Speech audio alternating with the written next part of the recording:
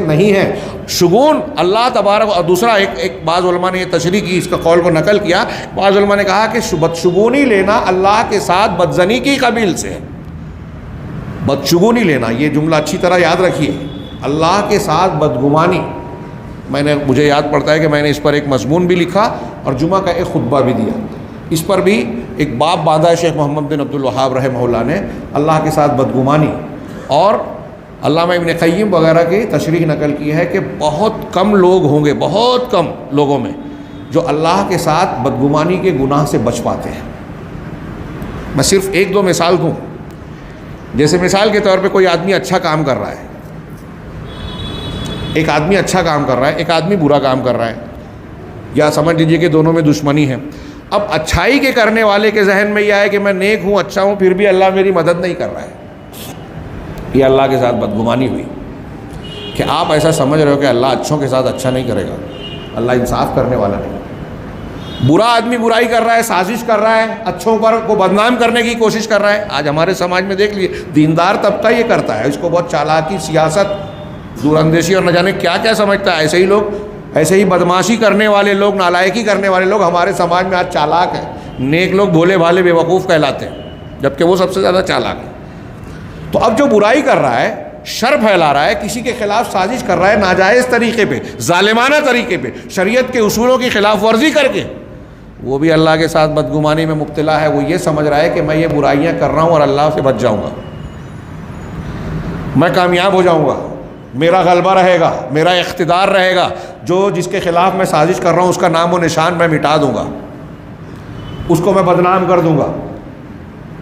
یہ اللہ کے ساتھ بدگمانی ہے کہ وہ یہ سمجھ رہا ہے کہ کسی کو میں ذلیل کر دوں گا، جبکہ عزت ذلت دینے والا اللہ ہے. وہ یہ سمجھ رہا ہے کہ چالاکیاں، سازشیں، گناہ کا کام کر کے اللہ مجھے چھوڑ دے گا، میرا انجام اچھا ہوگا، میں لوگوں میں سفید کالر اور نیک سمجھا جاؤں گا.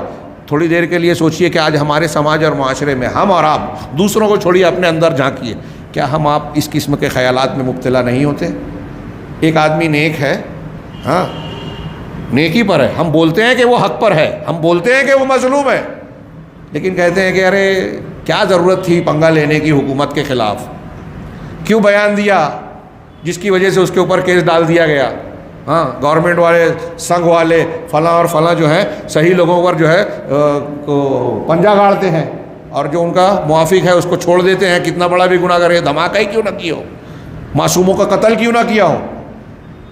ایسا کر کے وہ سمجھ رہے ہیں کہ ہم بہت چالاک ہیں.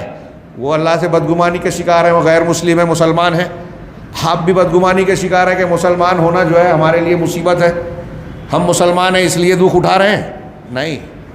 یا یہ منافقین اور کفار کا قول قرآن نے کہا، منافقین مسلمانوں سے کہتے تھے کہ اگر ہمارے پاس ہوتے تو جنگ احد میں شہید نہیں ہوتے، ہمارے پاس کیا اختیار ہے. اللہ نے ان کا رد کیا، کہا پورا اختیار اللہ کے پاس ہے.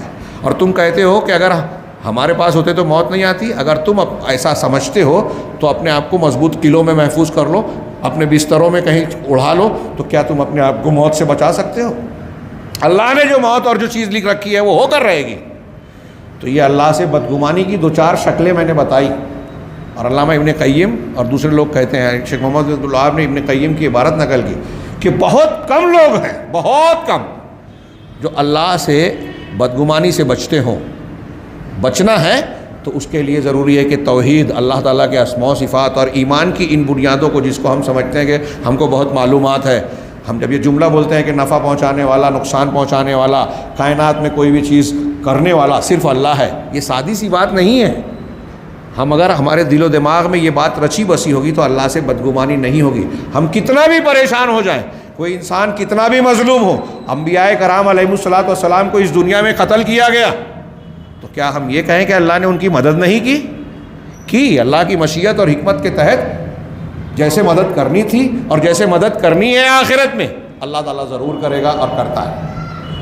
یہ اس کی حکمتیں ہیں کہ فرعونوں کو، ظالموں کو چھوٹ دیتا ہے، ڈھیل دیتا ہے، تو وہ سمجھتے ہیں کہ ہم گناہ کر کے بھی اتنے چالاک ہیں کہ ترقی کر رہے ہیں. یہ اللہ کی جانب سے استدراج ہے قرآن حدیث کی زبان میں، کہ ڈھیل دے کے پھر جب پکڑتا ہے تو پھر اسے موقع نہیں ملتا. لیکن استدراج کی بنیاد پر ہم یہ سمجھنے لگے کہ اللہ تعالیٰ تو غلط لوگوں کا ساتھ دے رہا ہے. جن لوگوں نے مسجد توڑ دی، وہ حکومت پا گئے جن لوگوں نے فساد کر کے ہزاروں مسلمانوں کو بے گناہوں کو قتل کیا، معصوم بچوں کی تمیز نہیں کرتے، عورتوں بچوں میں فرق نہیں کرتے، جو دھماکہ کرتے ہیں اور پھر الزام بھی بے گناہوں پر ڈالتے ہیں، اللہ تعالیٰ ان کو پکڑ نہیں رہا ہے، تو ہم اللہ کی بدگمانی کے شکار ہو رہے ہیں اس قسم کا سوال کر کے۔ تو اہل علم نے کہا کہ یہ جو شگون لیتا ہے آدمی، یہ اللہ تعالیٰ سے بدگمانی کی قبیل سے ہی ہے، کہ وہ یہ سمجھ رہا ہے کہ فیصلہ کائنات کا نظام تو اللہ کے ہاتھ میں ہے، لیکن بلی کے راستہ کاٹنے سے، الو کے بولنے سے اور فلاں کی وجہ سے ایسا ہو رہا ہے۔ ہاں یہ رہ گئی وہ حدیث کا جملہ کہ میں آگے بڑھ گیا